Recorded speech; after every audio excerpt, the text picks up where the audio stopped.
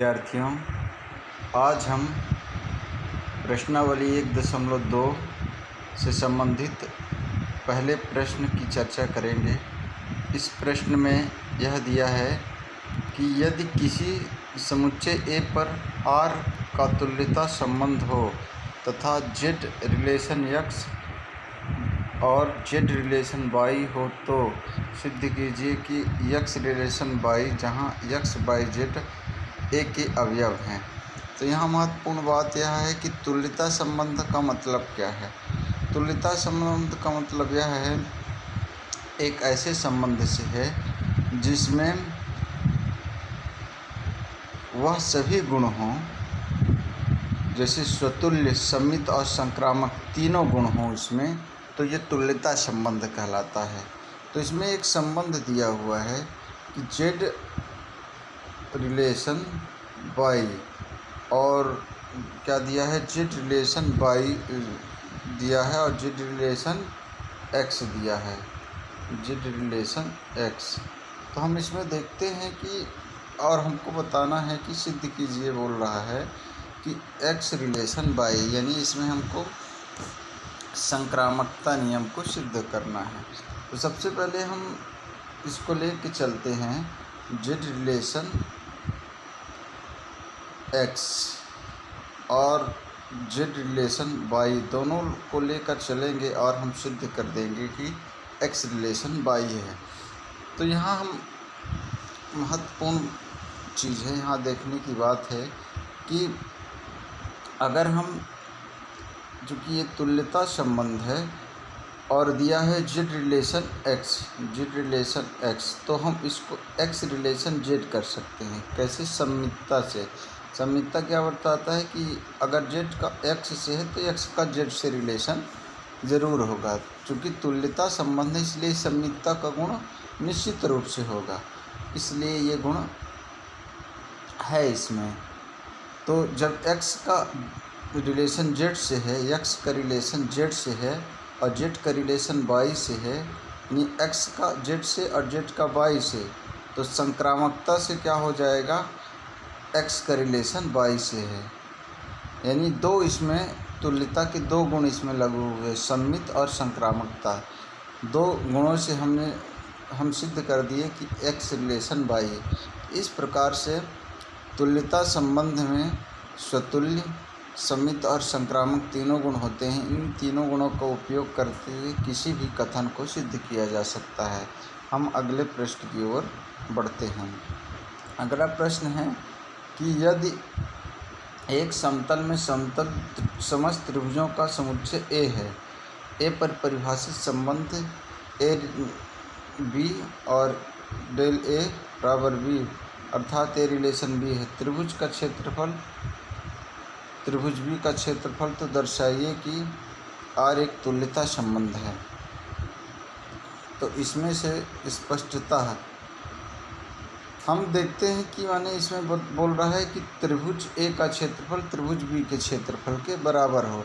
यानी कोई एक समुच्चय है A जो सभी प्रकार के त्रिभुजों का समुच्चय है और एक जो संबंध दिया हुआ है हमारा, वो संबंध क्या है कि A और B जो दो त्रिभुज हैं वो आपस में बराबर हैं। तो हमको दर्शाना है कि ये तुल्यता संबंध है। तो हमको तीन चीज़ें दर्शाना होगा, स्वतुल्य, सममितता और संक्रामक। तो सबसे पहले देखते हैं स्वतुल्य। स्वतुल्य का मतलब होता है कि अपने आप में बराबर। तो स्वतुल्यता में देखते हैं कि कोई भी त्रिभुज, जब दो त्रिभुज आपस में बराबर होते हैं तो निश्चित रूप से वो क्या होते हैं, वो सेम ही त्रिभुज होते हैं, वही त्रिभुज होगा, है ना। अर्थात अगर कोई भी त्रिभुज है तो उसका जो क्षेत्रफल है वो उसी के क्षेत्रफल के बराबर होगा। तो इसका मतलब है कि इसमें A का गुण होगा, इसी प्रकार से इसमें B का गुण होगा, यानी B का B से रिलेशन होगा, यानी B त्रिभुज का क्षेत्रफल B त्रिभुज के बराबर होगा। तो इस प्रकार से सभी संबंधों के लिए सत्य होगा, सभी अवयवों के लिए सत्य होगा। तो यह एक स्वतुल्य संबंध होगा। अगर हम देखते हैं सममितता के लिए मान लेते हैं कि ए और बी रिलेटेड है, संबंधित है, एक रिलेशन से, एक संबंध से संबंधित है, और बी और ए जो है एक आर से संबंधित है। चूँकि त्रिभुज ए और त्रिभुज बी बराबर हैं, यानी हम इसको उल्टे क्रम में अगर लिखेंगे तो त्रिभुज बी त्रिभुज ए के बराबर है। तो इस प्रकार से यह जो संबंध है इसमें विद्यमान होगा। इस प्रकार का यह संबंध सममित भी है। और हम देखते हैं कि संक्रामकता है कि नहीं है। तो संक्रामकता यानी अगर तीन त्रिभुज हैं ए बी और सी, ए बी के बराबर है, बी जो है सी के बराबर है, तो निश्चित रूप से ये जो गुण है क्या होगा, ए जो है सी के बराबर होगा। तो इसमें संक्रामकता का भी गुण होगा। अब चलते हैं अगले प्रश्न की तरफ। अगला प्रश्न क्या है, सिद्ध कीजिए कि पूर्णांकों के समुच्चय Z में R एक संबंध है, ए और बी से संबंधित है, जिसमें ए और माइनस बी को करने पर वो 2 से विभाज्य है। यानी अगर हम 4 माइनस 2 करें तो 2 आएगा, जो कि 2 से विभाज्य है। द्वारा प्रदत्त एक तुल्यता संबंध है, यानी इसमें भी स्वतुल्य, संक्रामक और सममित बताना पड़ेगा। तो सबसे पहले हम चलते हैं स्वतुल्यता की ओर। यानी अगर हम क्या करें कि एक उदाहरण ले लेते हैं कि 6 में से 2 घटाएंगे और तो आएगा 4, जो कि 2 से विभाजित होगा, है ना। अगर हम क्या करेंगे, 6 में से 6 घटाएंगे तो 6 में से 6 घटाने पर 0 आएगा, जो 2 से विभाजित होगा। इस प्रकार से यह संबंध जो है स्वतुल्य होगा।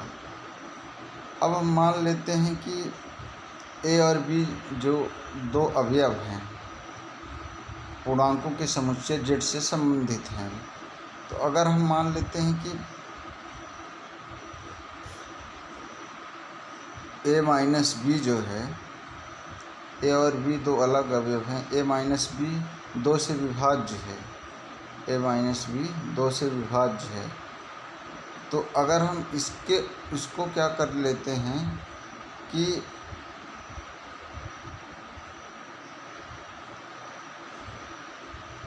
अगर इसमें माइनस का चिन्ह लगा लेते हैं, यानी इसका जो उल्टा कर लेते हैं, तो इसका मतलब क्या है कि यानी ये b माइनस ए हो जाएगा।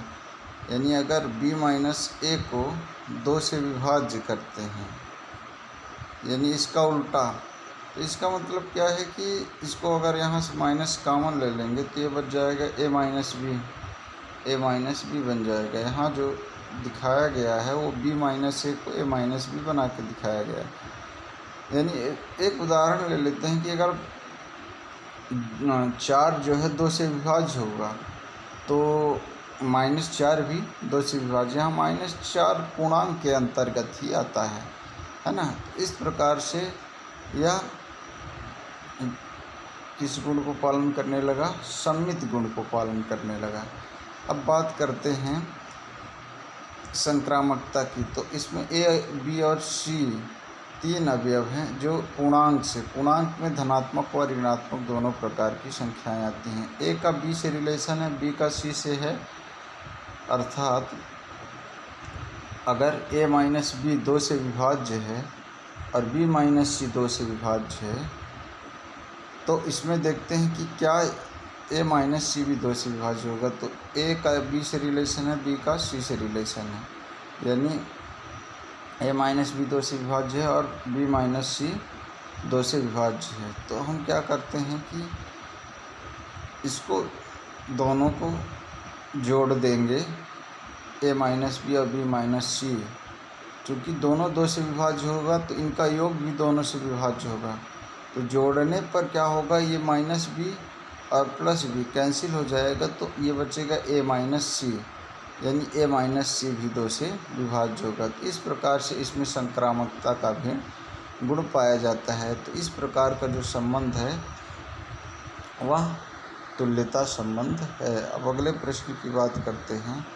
अगला प्रश्न है कि ए बी जो है a माइनस बी 3 से भाज्य है, जहाँ द्वारा परिभाषित संबंध आरेख तुल्यता संबंध है।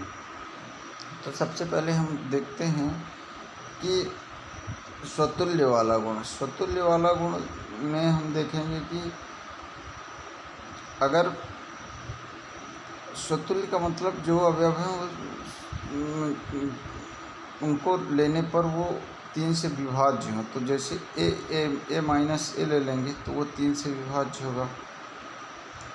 बी माइनस बी ले लेंगे, है ना, बी माइनस बी ले लेंगे तो वो भी 3 से विभाज्य होगा।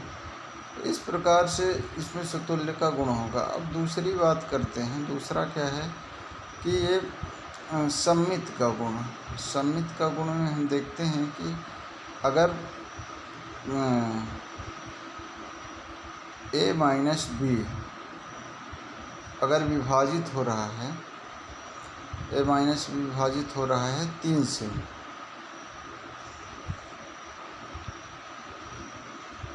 विभाजित हो रहा है, तो निश्चित रूप से जो b माइनस ए है विभाजित कैसे होगा, यानी b माइनस ए को लिख सकते हैं माइनस कॉमन लेके a माइनस बी कॉमन लेके लिख सकते हैं। तो इस प्रकार से यह विभाजित हो रहा है।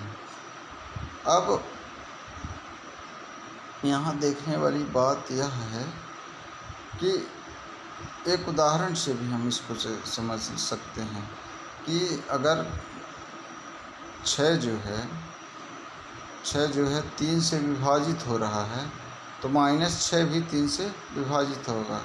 इस प्रकार से 2 गुण हम तुल्यता वाले 2 गुण हमने देख लिया है।